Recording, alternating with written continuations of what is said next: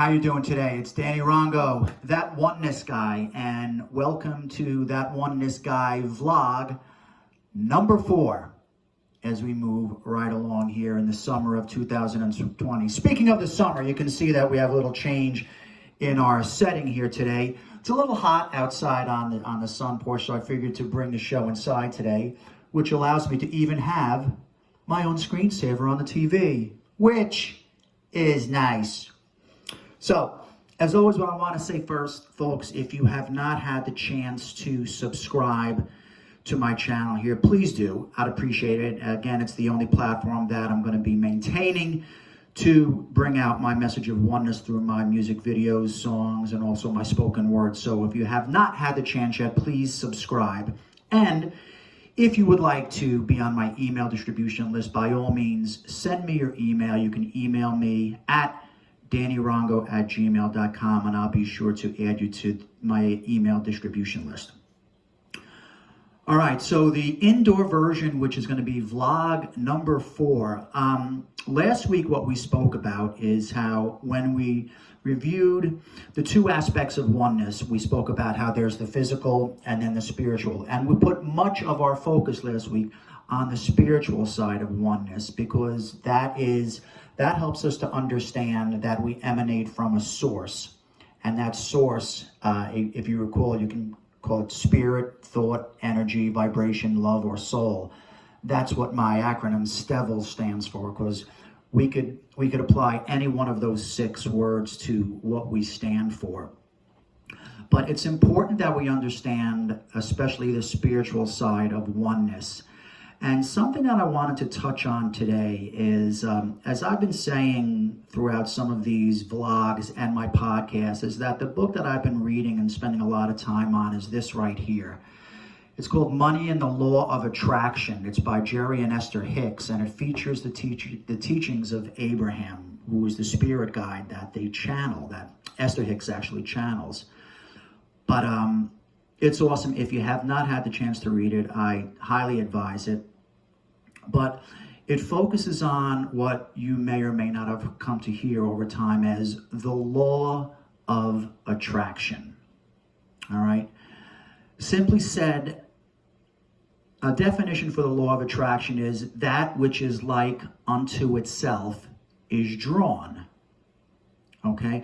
So in other words, whatever your state of being, whatever the way you feel, you are attracting more of the essence of that. Like, in my last book, I gave some examples, and I said, you ever notice, how many times you notice when things are going good, that they usually stay on that trend? And the adverse side of that is that when things may be going bad, that they also stay on that trend, right? Some people say, hey, I'm on a roll, right? Like if you're doing or hitting a lot of numbers, as my dad has been recently, he says, oh, I'm on a roll. Well, that's got a lot to do with the law of attraction. Again, because how it says, that which is like unto itself is drawn. I also say in my last book that our life is nothing but a mirror, all right? It just reflects what we are, and we are what we think about. So that's why this whole law of attraction is extremely important as we tie it into oneness, because oneness teaches us that our thoughts expand, all right? And when they do expand into the universe, it bounces back to us, all right? And the law of attraction has no discrimination, if you may. It's not saying, well, this is a good thought from this person, so I'm going to give them more of that, or no, or like this is a bad thought, so I won't give them that. No. There's no discrimination when we consider the law of attraction, all right? Because all it's recognizing is that we are energy and we are spirit. So whatever emanates out from us, no matter what it is, you could deem it whatever you want. You could deem it good or bad, but that's on you, because that's a judgment. All right? So whatever we emanate is going to come back to us. All right? Now, that's why it's really important for us to focus on our thoughts. That's why I've said in my podcasts and blogs recently that it's important to think about what we think about. And that pertains to everything, especially health and wellness. Okay? Many times we all have thoughts when we don't feel good for whatever reasons, all right?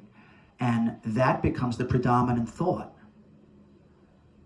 to our daily, life, right?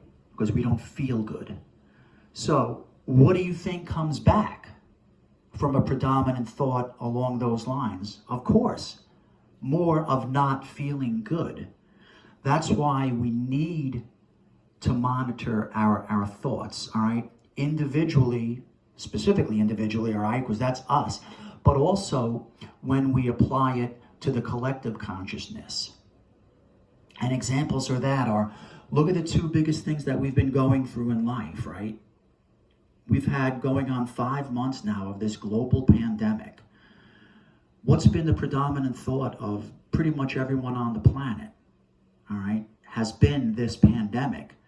Now, if they're thinking about it in good terms or bad terms, that's up to them. But I would think that the predominant thought, especially as it pertains to this pandemic, is pretty much from a fear base, right? I don't think there's too many people at home saying, hey, this thing is great.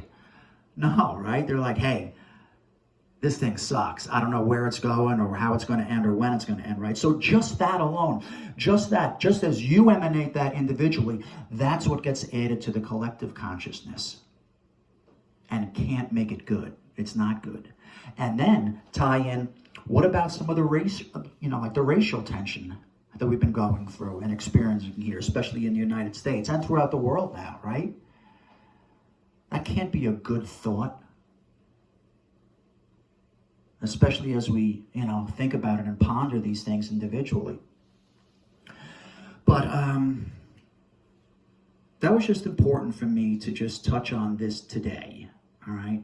The law of attraction. Again, that which is like unto itself is drawn. What you think about expands, and in time becomes your reality here in this time-space reality. So we need to focus on our thoughts. Whenever you catch yourself falling, especially into a trend of negative thoughts or thoughts of not being well, or thoughts stemming from lack or from fear, whenever you catch yourself along those lines, you really need to put the brakes on. Change that thought process immediately. All right? So that's enough here for vlog number 4. I'm going to wrap this up. In closing, I'd like to say that the new book is just about done. Again, it's going to be called The Ways of Oneness, How to Navigate Life and the Occasional Pandemic. I don't know about that little subtitle, but I'm thinking about adding it in because I've written it through this whole pandemic. So that's just about done. I'm wrapping that up. And as a reminder, again, I'd like to ask you again, once again, please subscribe to this YouTube channel. I'd appreciate it. And please also feel free to share my message, share my channel with any like-minded individuals. Again, I'm trying to branch out to as many spiritual, if you want to call us, individuals. I'd appreciate it. But on my YouTube pages, obviously has all my Oneness music videos, my podcast, there's that Oneness Guy, these vlogs obviously, and also all of my Oneness performances, all right, where I'm speaking publicly. So by all means, check it out, all right? I want to thank you again for tuning in to that Oneness Guy vlog. I appreciate it. And until I see you next time, this is Danny Rongo. Send you peace, love, light, and oneness. Namaste. Hey.